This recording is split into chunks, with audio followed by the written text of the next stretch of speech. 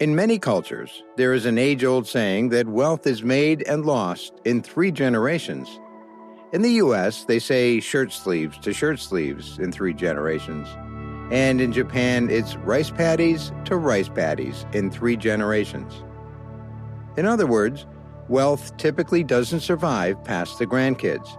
Family fortunes inevitably decline due to taxation, consumption, the diluting of wealth through children and their children's children, and the corrupting influence of such a large sum of money. The Rockefellers, however, have ignored the odds. The Rockefeller family's wealth has been passed down through generations. In 2016, Forbes estimated that the family was worth $11 billion. John D. Rockefeller, who founded Standard Oil Company in the late 19th century, became the first American billionaire at this time, more than a century ago. The fact that the family has managed to stay together despite the public scandals, feuds, litigation, and tragedies that are so common among other gilded dynasties is even more remarkable. Over 250 people in the family may trace their ancestry back to John D. Rockefeller and Laura Spelman Rockefeller. Without a doubt, the Rockefellers benefited greatly from their initial wealth, but the Vanderbilts, Carnegies, and Astors did too, and you don't see them donating hundreds of millions of dollars today. The late David and Peggy Rockefeller's collection of art and jewels was auctioned off in May 2021, with all revenues going to charity. The estimate for the sale price is over $500 million, with estimates going as high as $1 billion. David Rockefeller donated more than $1 billion in his lifetime.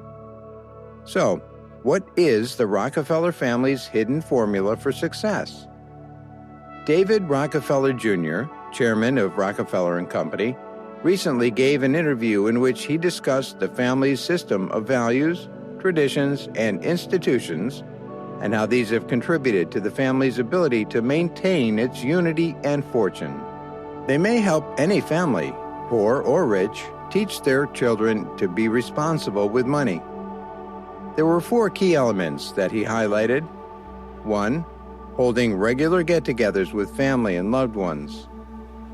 We meet as a family twice a year, more often than 100 of us in a same room for Christmas lunch, for example, he said.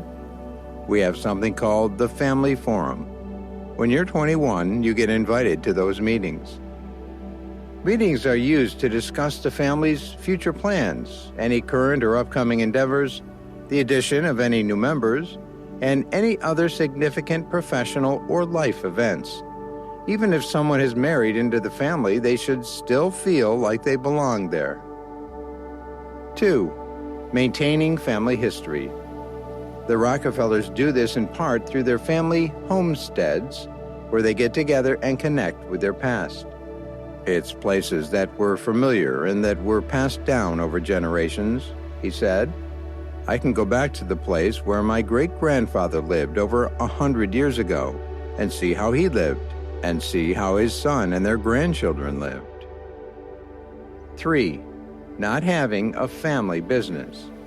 The divisions that arise in wealthy families often revolve on the family business and the issues of who should run it, how it should be run, and who should benefit. Since the federal government's breakup of Standard Oil into publicly listed corporations in 1911, when antitrust laws were first enacted, the Rockefellers have been without a family business to fight over. With that simple move, the Rockefeller fortune was split into several publicly traded entities.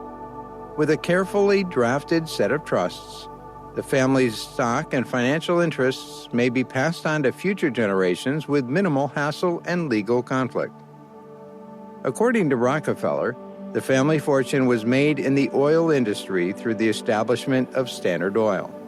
The business hasn't kept them together, and it's responsible for the breakup of many other families. He says, by chance, I think, we were lucky that we didn't have a business that was pulling us apart. We had a business that supplied wealth that went down through the generations and dispersed through more and more people, but still was retained. but we didn't have a core business. 4. Having strong family values, specifically philanthropy. Family values, especially charity, are the strongest glue holding the Rockefeller family together.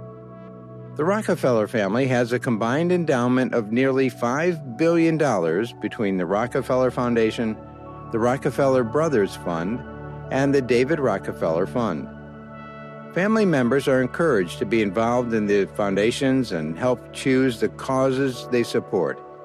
By making giving the center of the family's identity, the Rockefellers have maintained the core values of John Rockefeller Jr., whose mantra is inscribed in stone at Rockefeller Center. For every right implies a responsibility, every opportunity an obligation, every possession a duty. David Rockefeller Jr. remembers giving to charity with his very first allowance at the age of 10. He would get his allowance on Sunday and give a portion of that to church or other causes, just like John D. Rockefeller did with the initial 10% of his fortune. The Rockefeller fortune began with oil tycoon John D. Rockefeller, America's first billionaire, who founded Standard Oil in 1870. He and his son, John Jr., dedicated themselves to philanthropy, giving away more than $1 billion and establishing the University of Chicago. John's grandson David was the oldest living billionaire at age 101 before his death in 2017. His will designated most of his wealth for charity. Today, the Rockefeller fortune is spread out among more than 70 heirs. Thanks for watching. Check out one of our newest videos right here. Plus, even more videos about your favorite wealth families are coming soon. Subscribe to our YouTube channel and hit the bell icon so that you don't miss a single one.